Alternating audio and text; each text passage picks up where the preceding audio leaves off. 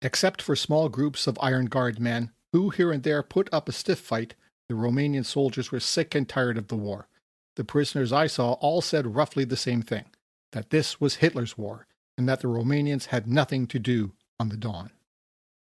One German staff officer said, "They all had an expression of horror which seemed to be frozen on their faces.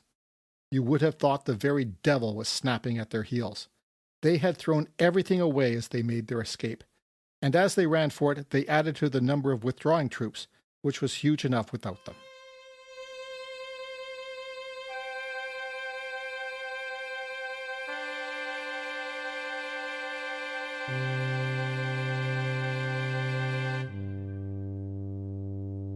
Beyond Barbarossa, Episode 85. Late Summer in the North and the South.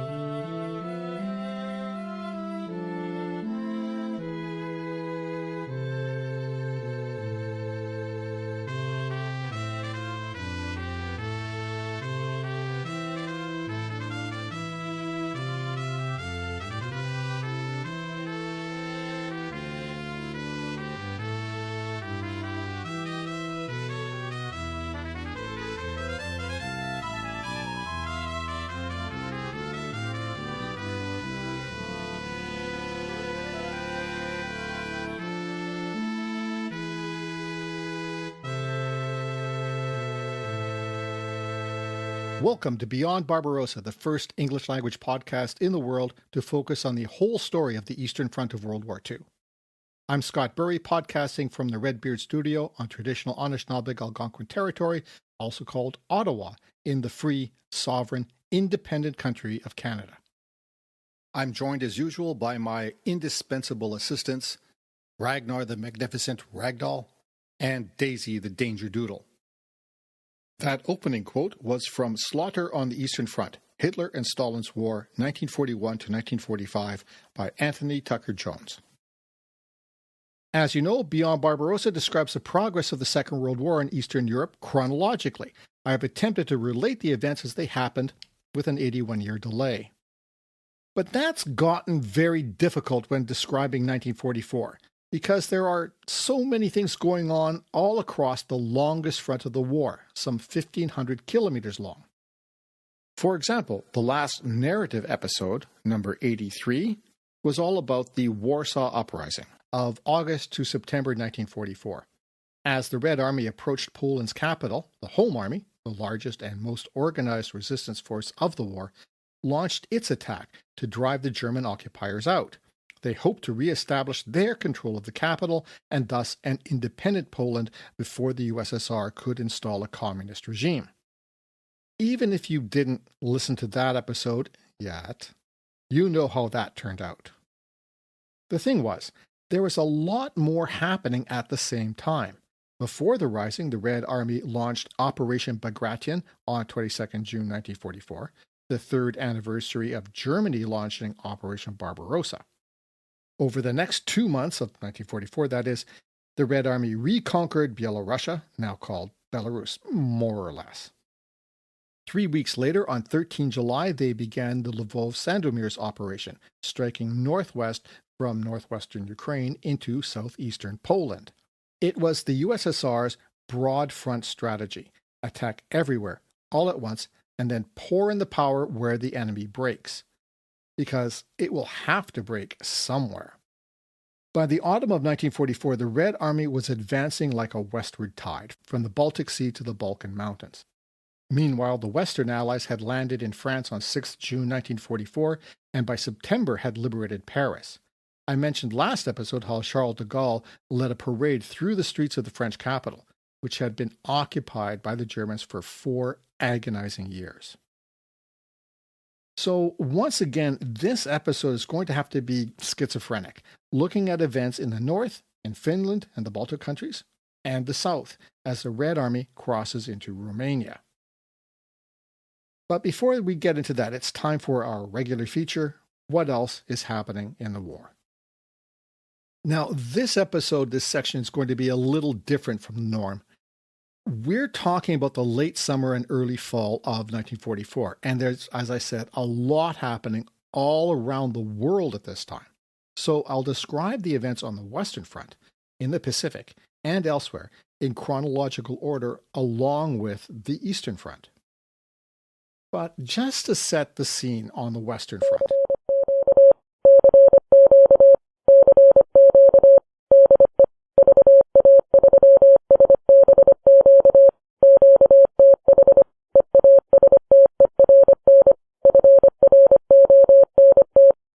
American, British, and Canadian troops landed in Normandy in June and pushed their way inland. You know all about D-Day, I'm sure.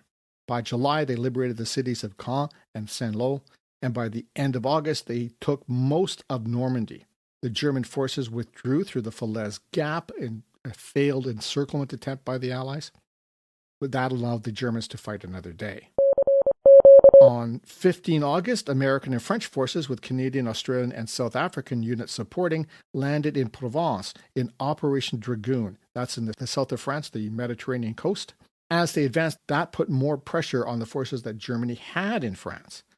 Worse, thousands of German troops were surrendering there to Hitler's ire.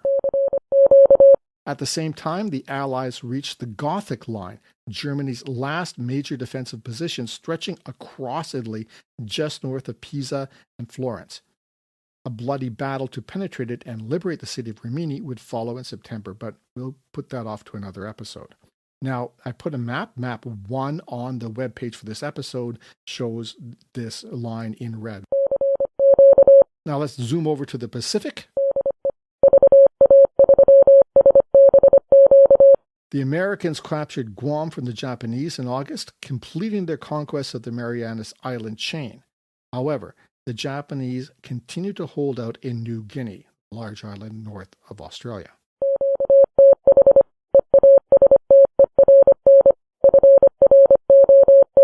That's the quick recap of the situation around the world. Let's zoom back in on the Eastern Front. And we'll have to start with some background for the 3 sectors that I'm going to talk about today: Finland, the Baltic states, mostly Estonia, and Romania.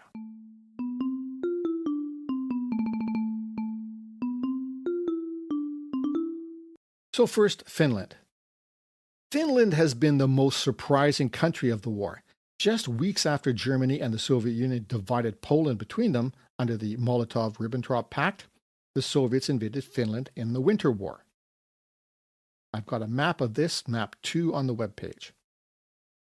For months, the Finns held the Soviets back, despite being massively outnumbered, to 5 or sometimes 10 to 1 in men, and also having meager and mostly obsolete weapons, especially compared to what the Soviets brought to bear. In the Winter War, the Finns inflicted 5 times the casualties on the Soviets compared to what they suffered. But still, after 3 months, they could not keep going. They were just outnumbered and overwhelmed. The Winter War ended with Finland ceding 9% of its territory to the USSR in the far north, in sort of the middle of the country, along its long north-south border with the USSR, and then on the Karelian Isthmus, that strip of land between Lake Ladoga and the Gulf of Finland. They had to lease the USSR some islands in the entrance of the Gulf of Finland, which allowed the Soviets to build a naval base.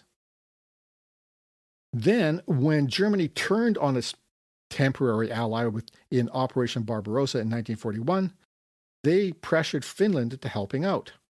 Finland took the opportunity to recapture the territory it had lost and invaded toward Leningrad, also around the north shore of Lake Ladoga. Now, they went pretty far, but they never actually linked up with the Germans who were coming from the south. But what they did do was put pressure on the Soviets in Leningrad. They helped to cut the city off, leading to that horrible siege of 900 days. Even so, even with this success, by 1944, the Finns were looking for a way out. They had been fighting continuously through the war, and while they continued to inflict greater casualties on the Soviets, they were a small country with a smaller military, so they were looking for a way out. They tried negotiating with Moscow in the winter of 1944, but walked away from Soviet terms they could not accept. On 9th June 1944, 3 days after D-Day and 2 weeks before Bagration, the Red Army's Leningrad front began an immense offensive against Finnish forces, pushing them back along the Karelian Isthmus and recapturing the territory that Finland had had since 1941. So it had changed hands a couple times. They had it before 1939. The Soviets took it in 1940. The Finns gained it back in 1941, and now they've lost it again. A part of that was the Battle of Tali-Ihantala from 25th June to 9th July on the Karelian Isthmus. That battle was the largest ever fought in Nordic countries, and it was a huge defensive victory for the Finns.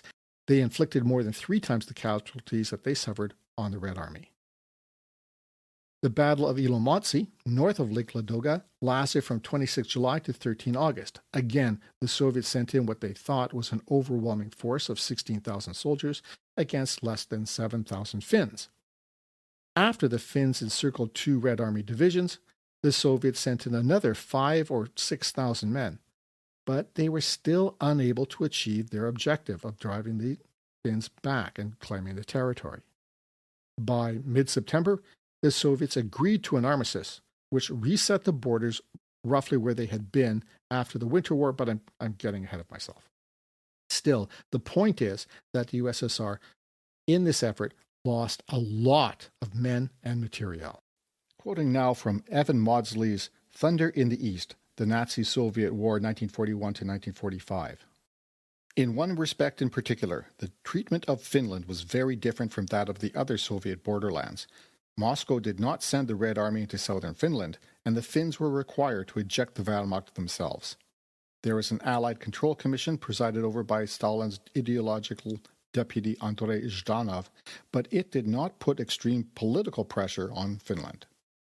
The Finnish Communist Party was weak at the end of the war, and the government of President Mannerheim and Prime Minister Paasikivi acceded promptly to Stalin's demands. According to Antony Beevor in his comprehensive book, The Second World War, Stalin, now confident enough to choose pragmatism over revenge, did not intend to crush Finland entirely. That would divert too many forces needed elsewhere. He simply wanted to bring the Finns to heel and take back the land he had seized off them in 1940. As he had hoped, these operations in the north took Hitler's eyes off Belorussia. So let's now turn our attention to the Baltic countries. These 3 different countries, Estonia, Latvia, and Lithuania, are often lumped together. But it's important to remember that they are 3 distinct countries, each with its own language. Estonian is very close to Finnish, its own culture, and its own history. So for the background, by the end of Operation Bagration and the Lvov-Sandomier's operation in the summer of 1944, the Red Army had reached the Gulf of Riga, trapping the German Army Group North. This I described in the previous episode. The Germans counterattacked and pushed the Red Army back, reconnecting their North and Center Army groups again. Now, we have to go back again a bit to February 1944. Seeing which way the wind was blowing, the underground National Committee of the Republic of Estonia formed. Like the Polish government in exile and its resistance, the Estonian resistance's goal was reestablishing a sovereign Estonia by pushing the Germans out ahead of the Red Army coming in. The Red Air Force bombed the Estonian capital, Tallinn, on 9th March, killing 800 civilians and leaving 20,000 without shelter. Then on 23rd June, the day after the Red Army began Operation Bagration in Byelorussia, the National Committee of the Republic of Estonia declared to the Estonian people that the previous Prime Minister, Jüri Uluots, had assumed the presidency, and I also announced other members of the cabinet. However, this news was not actually communicated to the people of Estonia until the 1st of August, the day that the Warsaw Rising began. So that is Estonia. Now we're going to turn our attention to the southern part of the Eastern Front. Romania's involvement in World War II was also complicated. While they were part of the Axis for most of the duration of the war, from 1941 to 1944, they weren't exactly completely in with the Nazis, although some of their actions kind of show they had some affinity with the ideas. Let me explain. By the 1930s, Romania, like much of Eastern Europe, and actually a lot of the world, was coming under the spell of far-right authoritarian ideas. The fascist or Nazi-aligned group in Romania was the Iron Guard, but the ruler was a monarch, King Carol II, and he leaned right, hard right, but did not like the Iron Guard all that much because that would erode his own authority. So he assumed dictatorial powers in 1938. As tensions mounted between Germany and the West, that is the UK and France mostly, Romania officially maintained a neutral posture. But gradually the country aligned more and more with the policy and philosophy of Germany and Italy. Even so, Romania remained officially neutral when Germany and the USSR invaded Poland in September 1939. Romania even allowed the Polish government and a sizable contingent of their armed forces to escape across their border, the so-called Romanian land bridge. King Carol was unaware of the secret clauses of the 1939 Molotov-Ribbentrop Pact, officially the Treaty of Friendship and Mutual Assistance between Nazi Germany and the USSR. So he didn't object when, or he did, but he let it happen, when the Soviet Union took Bessarabia, northern Bukovina, and the Herzegovina region, which together are now known as Moldova. So it's a large area on the northeast border of Romania. Romania also had to cede half of Transylvania to Hungary, another Axis member. So after more political machinations, Ion Antonescu took over the country, kicked out the Iron Guard. King Carol was politically sidelined and then forced to abdicate in favor of his son, Michael, who became King Michael I on 6 September 1939. Actually, this was the second time Michael had ascended the throne and the second time King Carol had been deposed, but that's a story for another podcast. As an ally of Germany, Romania declared war on the USSR in 1941 and participated in Operation Barbarossa. Romanian troops accompanied the Germans in 1942 to Stalingrad and lost. Boy, did they lose. Romania sent 2 full armies, its 3rd and 4th, in all 15 divisions, some 325,000 personnel with about 200 tanks and 670 aircraft, into the Soviet Union. By the time they reached Stalingrad, these numbers were down to under 250,000. And by the time they had retreated with the Germans across Ukraine, back to their own border in 1944, they had suffered over 615,000 casualties, including 71,000 dead. That's both military and civilian. And we have to add to that number the civilians killed by air raids in Romania. By 1944, the Western Allies were bombing Romania, especially the Ploiești oil fields, Germany's main source of fuel and other oils. On 5th August, the U.S. Army Air Force bombed the oil fields from bases in Italy. And on the 15th, it was the Royal Air Force's turn. Meanwhile, the Red Army swept across Ukraine in the winter and spring of 1944. By April, they had reached the pre-war border between Ukraine and Romania. On the 8th of April, the 2nd Ukrainian Front, commanded by Ivan Konev, attacked across the border and captured the town of Târgu Frumos. The Romanian Fourth Army, charged with defending the area, was no match for the Soviets. But the German Grossdeutschland Panzer Grenadier Division counterattacked, on 10th April and pushed the Soviets back. In May 1944, the Red Army retook Crimea, as I described in episode 72.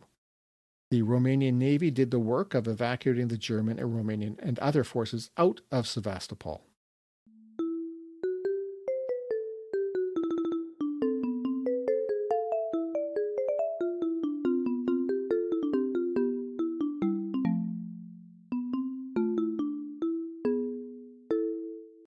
So that's the background.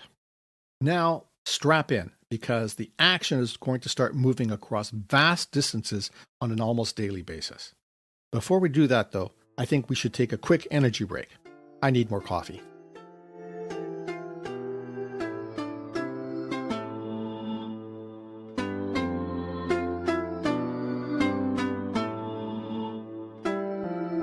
Hi, Scott here. I hope you're enjoying this episode and that you get a lot out of the whole podcast. Beyond Barbarossa is still, as far as I can tell, the only English language podcast in the world that focuses on the Eastern Front of World War II.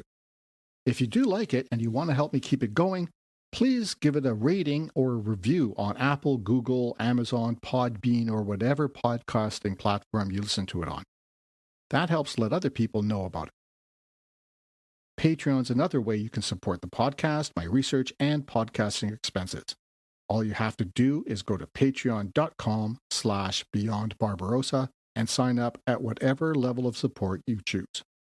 Patreon supporters get early, ad-free access to new episodes, as well as exclusive bonus episodes on topics like the Winter War between the USSR and Finland and the pre-Barbarossa invasion of Poland by Nazi Germany and the Soviet Union in 1939. Check it out, won't you? Just go to patreon.com/beyondbarbarossa. Thanks.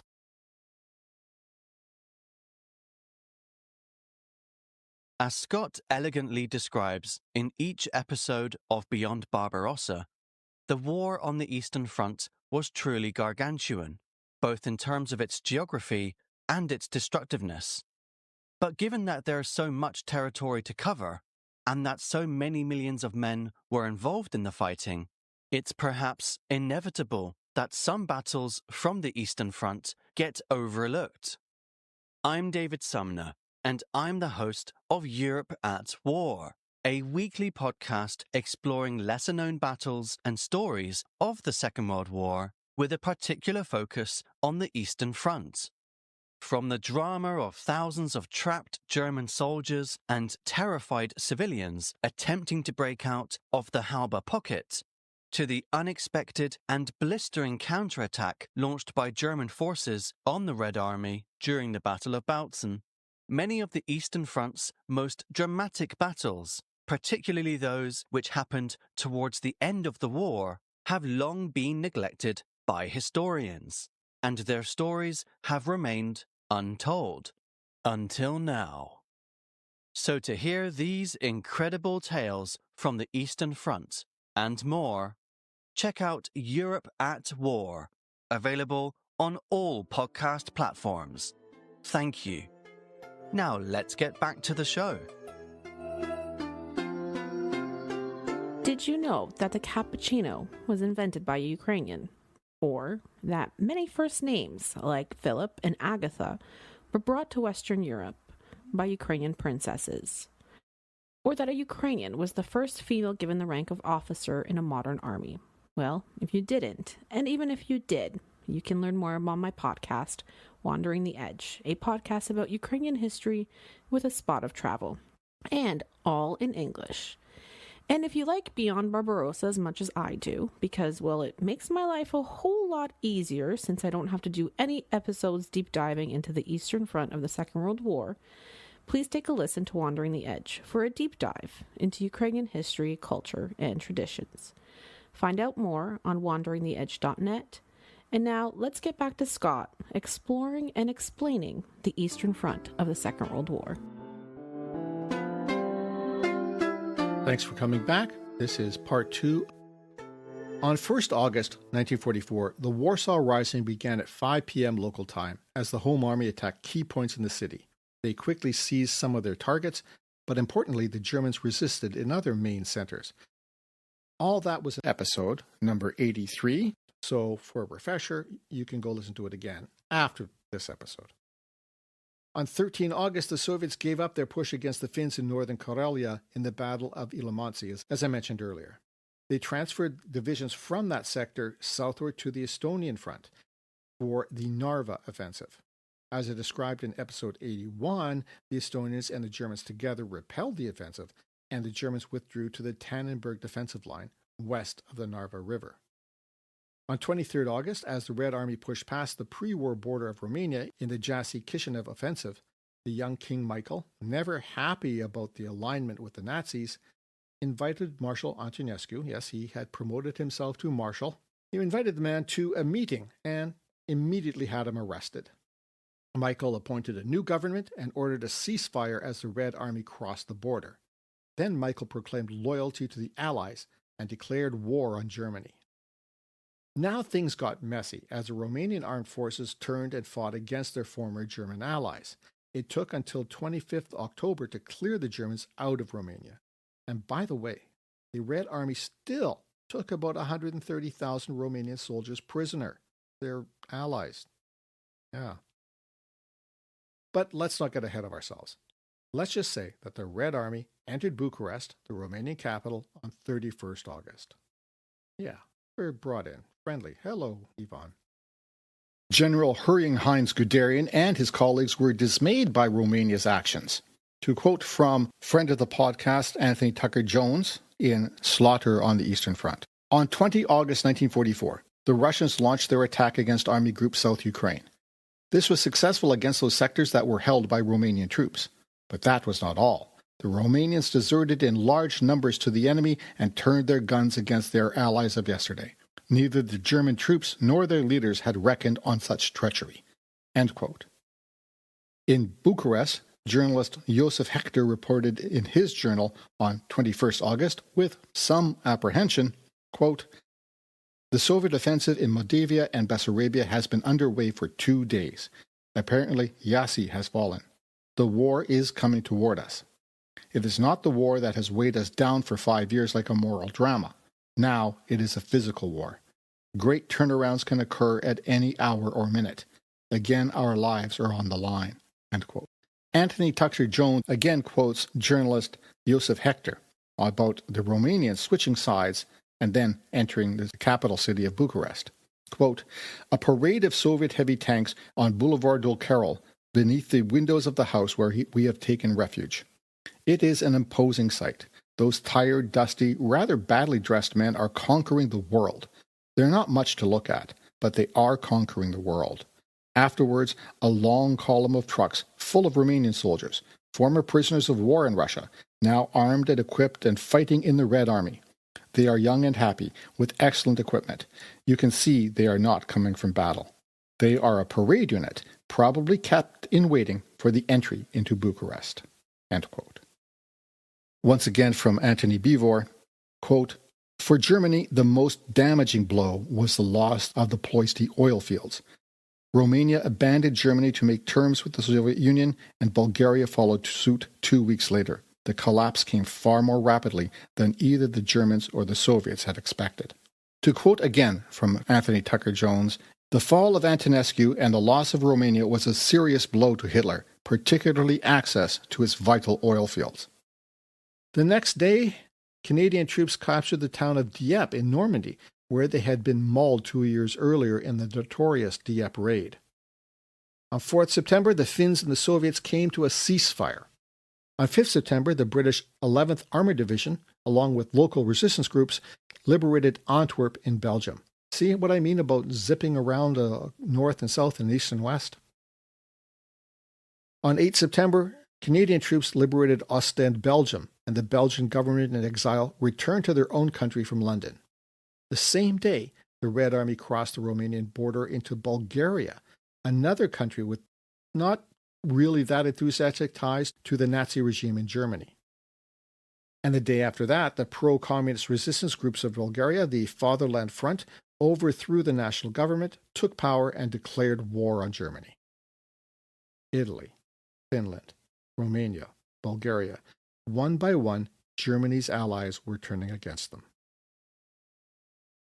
On 10th September, the U.S. First Army, called the Big Red One, liberated Luxembourg. Meanwhile, the Allied forces in France, advancing eastward from Normandy, met the other Allied forces moving north from Provence in the eastern Burgundian city of Dijon, cutting France in half, from the German point of view, that is. That same day, Dutch railway workers in the Netherlands went on strike in defiance of their German occupiers. This will have dire consequences. That comes later. On 12 September, UK Prime Minister Winston Churchill and US President Franklin Roosevelt met in the Second Quebec Conference. The Canadian Prime Minister William Lyon Mackenzie King was the host, but not part of the meetings. Ugh, that is harsh. The next day, 13 September, American forces reached the Siegfried Line, the defenses along the pre-war German western border. So there they are, at the border. 14 September, the Red Army begins its Baltic offensive, starting with the 2nd and 3rd Baltic fronts, in all 8 armies and 1 air army, moving toward the Gulf of Riga.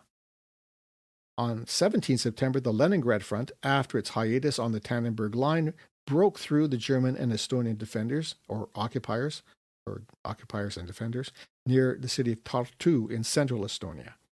The Germans withdrew in an orderly fashion, and the Estonian constitutional government took over the government buildings in Tallinn, which is on the northern coast of the country on the Gulf of Finland. However, the Red Army seized the capital and occupied the rest of the country by 26 September. Estonia would not enjoy independence for another 46 years. But we'll get back to that.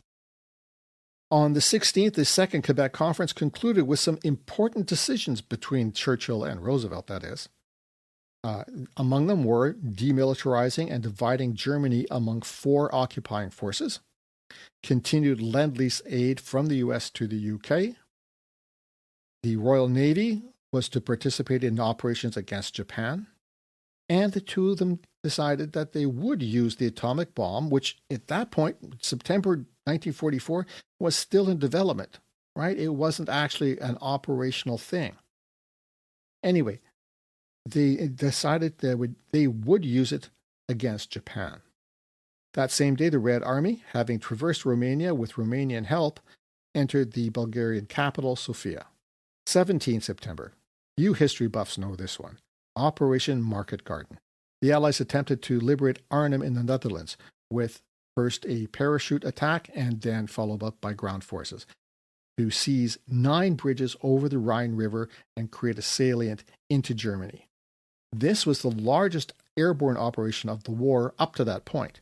And while it did capture towns of Eindhoven and Nijmegen, the operation failed to secure the main bridge at Arnhem. And you know this from the movie A Bridge Too Far. In this, the Allies lost up to 17,000 killed, wounded, and captured, compared to, at most, 13,000 German casualties.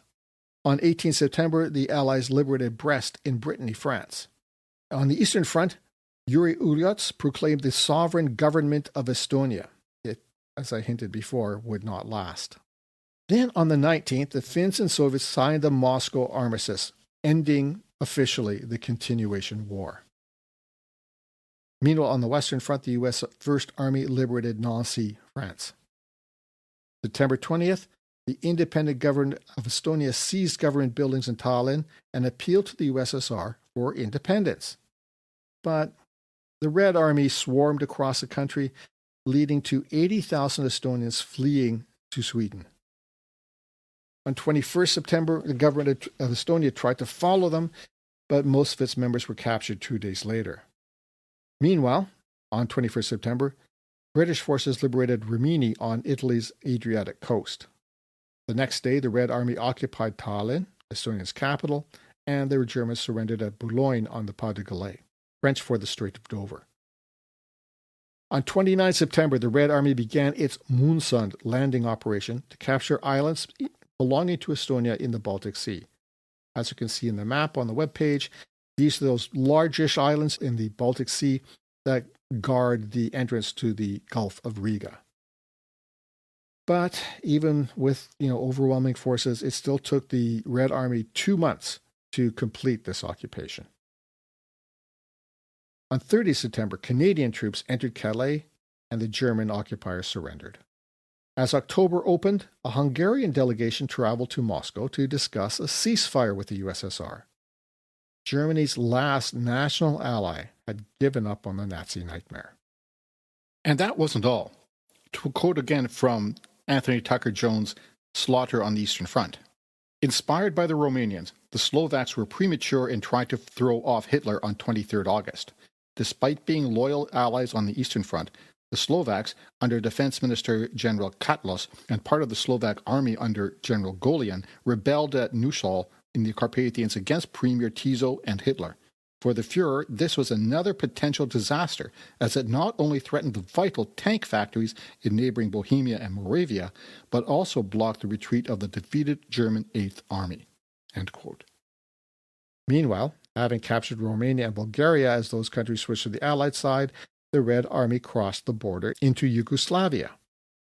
That would be a very complicated political as well as military situation, but we'll get to that in a future episode.